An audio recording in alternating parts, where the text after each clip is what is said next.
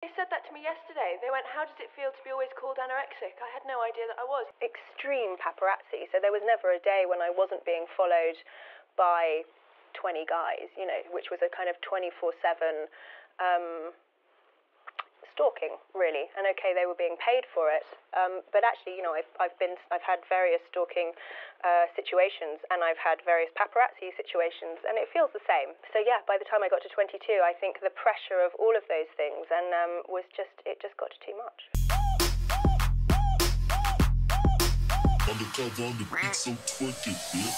Bonjour, bonsoir tout le monde, je suis ravie de vous retrouver aujourd'hui pour la suite de cette semaine de vidéos spéciales Noël. Et aujourd'hui, nous allons donc parler de Keira Knightley. Pourquoi ? Parce qu'elle revient. Il y a une série sur Netflix qui vient de sortir avec elle, Black Doves. Et aussi parce que, en tout cas chez moi, qui dit Noël dit Love Actually. Donc je vais me le remater. Donc voilà, j'ai pensé à elle. Et à ce qui paraît, sa nouvelle série sur Netflix qui est sortie donc le 5 décembre, elle est pas mal du tout. De quoi ça parle vite fait, je vous le dis. Bon, déjà, elle cartonne, elle est en tête des séries les plus regardées en France. Donc Keira Knightley est en compagnie de Ben Whishaw. Donc c'est une série d'espionnage en 6 épisodes créée par Joe Barton. Et elle incarne la femme d'un ministre anglais. Et donc elle est espionne pour le compte des Black Doves, une organisation secrète. Bon, elle a son amant qui est assassiné dans la rue. Et donc elle se lance dans une quête vengeresse. Voilà un petit peu le pitch, quoi. Mais à ce qui paraît, c'est pas mal. Bon, je l'ai pas encore regardé. Donc c'est parti pour le portrait de Keira. C'est donc une actrice britannique née le 26 mars 1985 dans le Middlesex et elle s'appelle bien Keira et pas Keira parce que son père, il aimait beaucoup une patineuse russe qui s'appelait Keira, sauf que sa mère, quand elle a éplé le nom Keira à l'état civil, elle a inversé le E et le I. Donc voilà, ça s'écrit Keira, mais on prononce Keira, pour la petite anecdote. Donc elle a grandi dans la banlieue de Londres avec son frère aîné Caleb, et elle a déclaré que jouer avec ses maisons de poupées avait peut-être influencé son choix de carrière. Les maisons de poupées étaient une grande chose dans mon enfance. J'inventais toujours des histoires, je jouais avec elles pendant des heures. Je suppose que c'est pour ça que je suis actrice. Je n'ai jamais cessé de vouloir jouer. Alors effectivement, dès l'âge de 3 ans, elle sait qu'elle veut être actrice et sa mère, Sharman, elle est actrice mais aussi écrivain, et son père Will, il est aussi acteur. Donc forcément, il y a aussi peut-être eu de l'influence, quoi. Elle a baigné dans ce milieu-là. Et à l'âge de 3 ans, elle demande à ses parents qui lui trouvent un agent. Toutefois, les parents ne veulent pas qu'elle ait d'agent si jeune, donc il faudra attendre ses 7 ans, année où on découvre que Keira a beaucoup de difficultés en lecture et en écriture. Donc l'école, c'est pas top, ça se passe pas très bien, et en fait c'est parce que elle souffre de dyslexie. Donc elle se souvient qu'à l'époque ça a été assez perturbant parce qu'on l'a traitée de stupide, les autres enfants de l'école, et elle avait même passé une audition, elle n'arrivait pas à lire ses répliques. Bon, indépendamment de tout ça, elle dit toujours qu'elle veut être actrice, mais pour les parents c'est les études avant tout. Donc ils voulaient pas qu'elle fasse quoi que ce soit qui signifierait qu'elle manquerait trop l'école, donc elle avait juste le droit de faire des petits rôles pendant les vacances d'été. Et tout ça c'était donc pour 2 choses, déjà qu'elle ait une enfance normale, mais aussi pour l'inciter à gérer sa dyslexie. Le directeur de mon école a dit à mes parents, demandez-lui de faire du théâtre, mais dites-lui qu'elle n'est pas autorisée à en faire, à moins que ses notes n'augmentent. Donc à cette époque-là, sa mère travaillait avec l'actrice Emma Thompson. Elle savait que sa fille voulait tellement être actrice que du coup elle a trouvé une parade. Elle lui a promis des cours de théâtre pendant l'été, seulement à la condition qu'elle puisse lire le scénario de Emma Thompson, qui était donc pour Raison et Sentiment. Donc Keira, archi motivée, elle s'est mise au boulot et elle commence à décrocher des petits rôles dès l'âge de 8 ans. On sera pour la télévision anglaise. Elle obtient le rôle d'Angela dans un épisode de Screen One. Après, elle fera d'autres petites apparitions à droite à gauche, notamment dans The Bill, Innocent Lies, The Treasure Seekers. Et à 12 ans, elle décroche un premier rôle significatif, on va dire, c'est dans Star Wars épisode 1, La menace fantôme. Elle se rappelle plus de ce qu'elle a fait. Ça date. Toujours est-il que la même année, elle décroche un second rôle dans la mini-série Oliver Twist, et c'est en 2002 que le vent va tourner.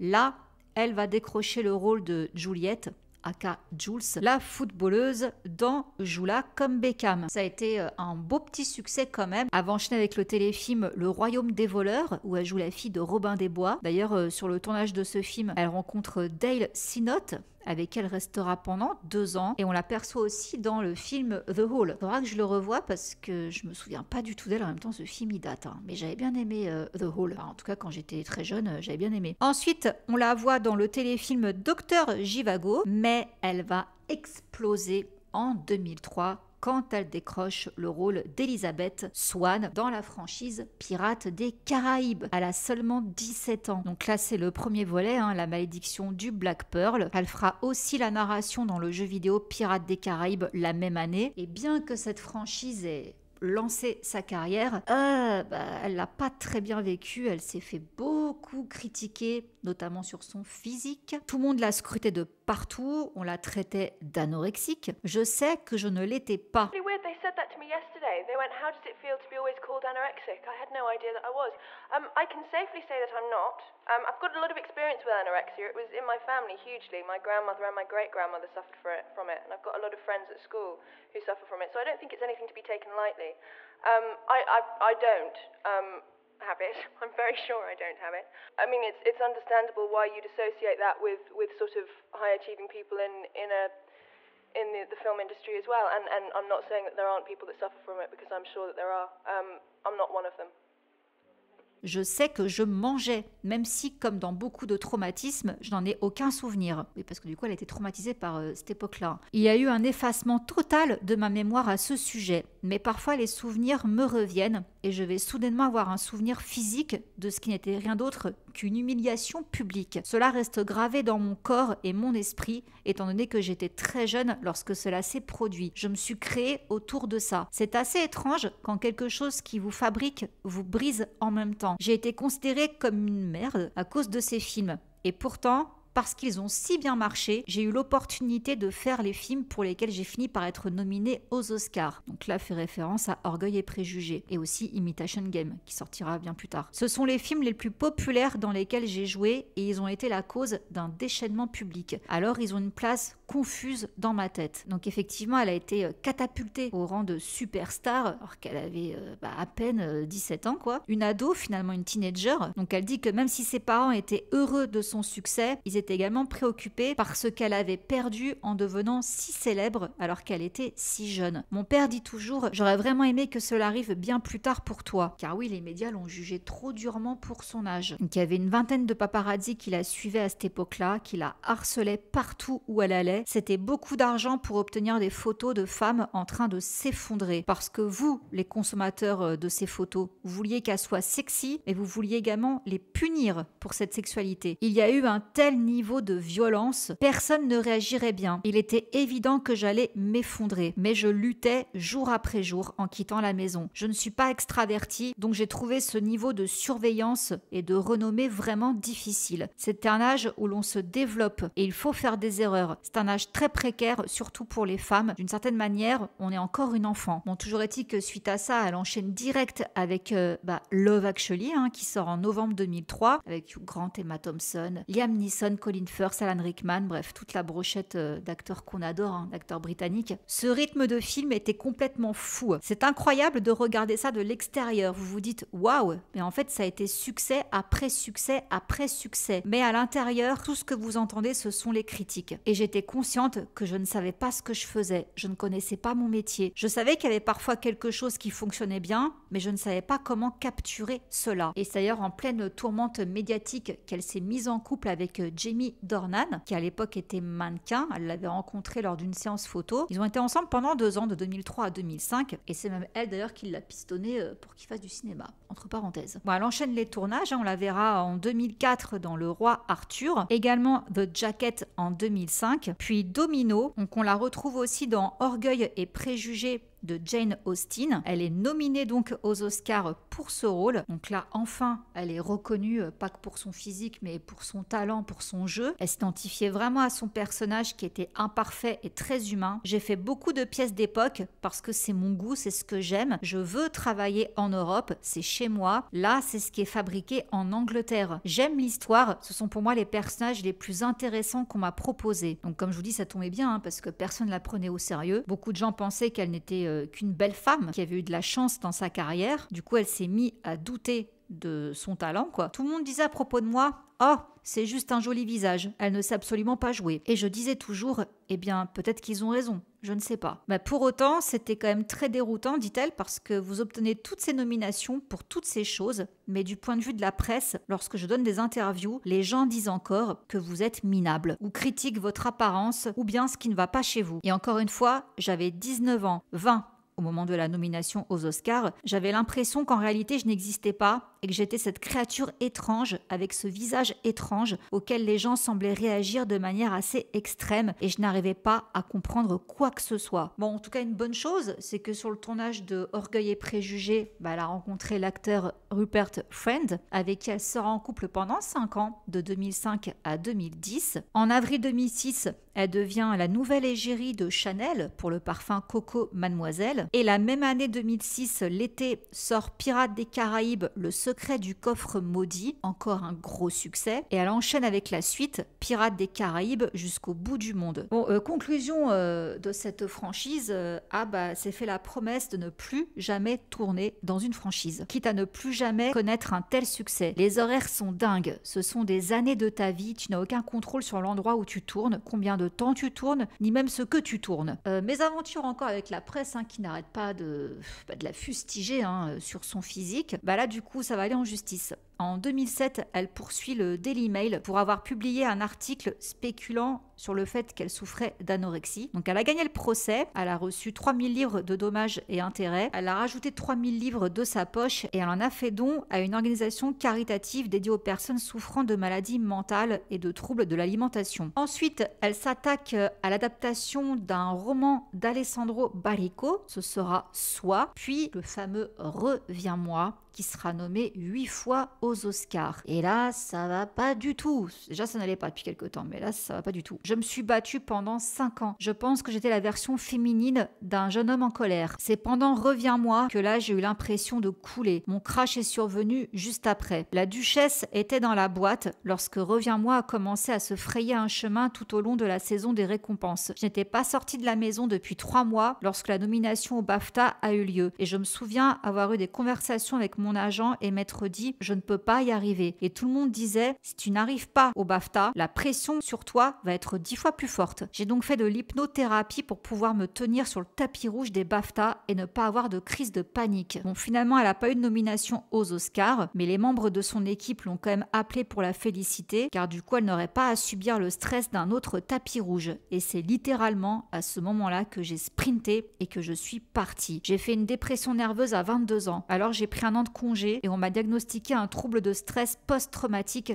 à cause de tout ça. J'ai approfondi la thérapie et ma thérapeute m'a dit « C'est incroyable. Habituellement, j'ai des patients qui pensent que tout le monde parle d'eux et qu'ils sont suivis, mais en réalité, ils ne le sont pas. Or là, c'est exactement ce qui vous arrive. » Donc elle a passé l'une des années les plus importantes de sa vie, dit-elle. Elle a beaucoup travaillé sur elle. Elle a fini par se sentir mieux, vraiment bien, et tout à coup, elle ne se souciait plus du point de vue des autres. J'ai une chance incroyable maintenant, et ma carrière est dans un endroit où je l'apprécie vraiment et j'ai un niveau de renommée beaucoup moins intense. Je peux gérer avec ça maintenant et c'est génial. Mais à l'époque, ce n'était pas si génial et il a fallu de nombreuses années de thérapie pour le comprendre. Donc elle reprend le chemin des plateaux. On la verra dans Last Night en 2010, suivi d'une production théâtrale, Le Misanthrope, qui a été un gros défi parce qu'elle a dû surmonter son stress d'être sur scène. Et même là, la pauvre, oh là là, elle s'est fait harceler par un bonhomme qui venait la voir jouer dans cette pièce. Donc c'était au Comedy Theatre de Londres. Il venait chaque soir et après il se mettait devant les portes des loges et il essayait de rentrer en contact avec elle. Bon, ça a fini en justice et vous verrez que ça va se reproduire encore une autre fois, décidément. Bon là, elle enchaîne et c'est assez varié. On la voit dans Never Let Me Go en 2010, un film sur les clones.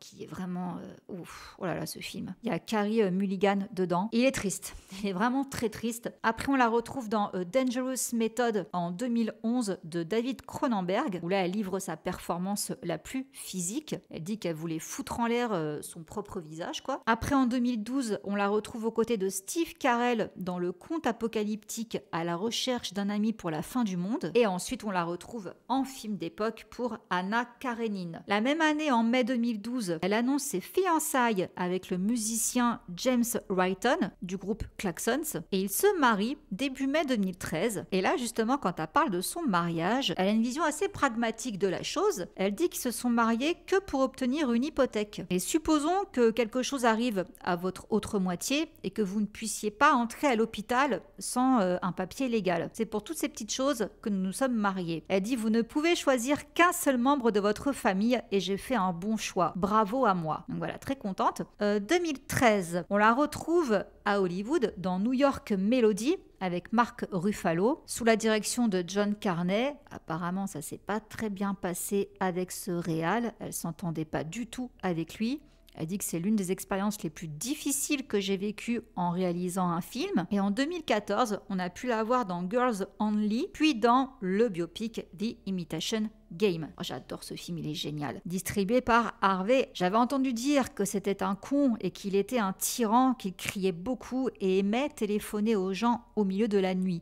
Alors, je me suis toujours assurée que mon téléphone était éteint et je n'ai jamais eu de rendez-vous seul avec lui. Je ne savais pas qu'il abusait des femmes. Mon Dieu. Suite à ça, en 2015, on a pu la voir dans un film de survie, Everest, et elle retourne sur les planches dans la pièce Thérèse Raquin. Et là, rebelote, elle va se refaire harceler par un type. Alors, il va lui jeter des fleurs quand elle sera sur scène, donc dans le théâtre, en hurlant des déclarations d'amour. Il va après la suivre jusqu'à chez elle. Il va lui glisser régulièrement des courriers dans sa boîte aux lettres. Bon, là aussi, ça va finir en justice. Il va être condamné à 8 semaines de prison avec interdiction d'approcher Keira et sa famille. Ensuite, elle a son premier enfant, une petite fille qui s'appelle Eddie. Et après, elle retrouve Will Smith pour le film Beauté cachée. On va la retrouver vite fait dans Pirates des Caraïbes, la vengeance de Salazar, puis après un petit peu de politique. Elle va faire campagne contre le Brexit, elle va également s'engager dans le mouvement MeToo. Ensuite, on arrive en 2017.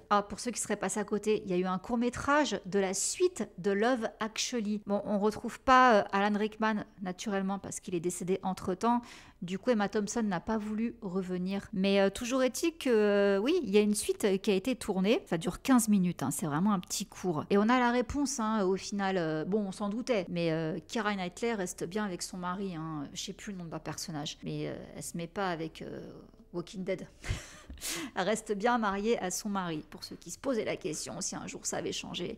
Non. En tout cas, ce petit court-métrage, il a servi à récolter des fonds pour l'association Comic Relief, fondée par Richard Curtis et Lenny Henry, qui organisent tous les 2 ans le Red Nose Day, avec le nez rouge, là. Je ne sais pas si vous avez déjà vu ces campagnes-là circuler. 2018, elle revient pour un biopic, Colette, donc elle interprète la romancière Colette. Après c'est un peu des bides. Elle a fait Casse-Noisette et les 4 royaumes. Elle accouche d'un 2e enfant en septembre 2019, une fille qui s'appelle Delilah, et ça continue les films qui marchent pas des masses, donc on a Berlin, I Love You, Cœurs ennemis, également Silent Night, donc c'est pas le gros succès, mais tant mieux. En fait, elle préfère maintenant faire des petits films, des films qui vont pas faire des succès au box-office et tout. C'est bon, la célébrité, on a compris que ça l'avait assez traumatisée, donc là maintenant elle est mariée, elle est maman, oui elle joue parce que c'est son métier et qu'elle adore ça, mais le star system...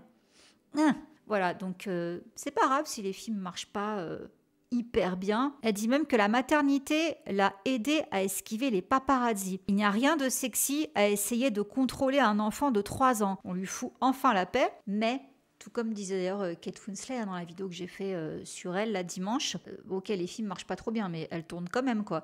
Donc là, le challenge, c'est d'allier vie de famille et carrière cinématographique. Donc jongler entre les deux, c'est pas facile. Elle a déclaré que quitter ses enfants pour travailler signifie que la culpabilité est absolument constante, mais... Elle en a justement assez du double standard, se demandant pourquoi seules les femmes qui travaillent se voient demander comment elles trouvent un moyen de concilier leur carrière et leur rôle de parent.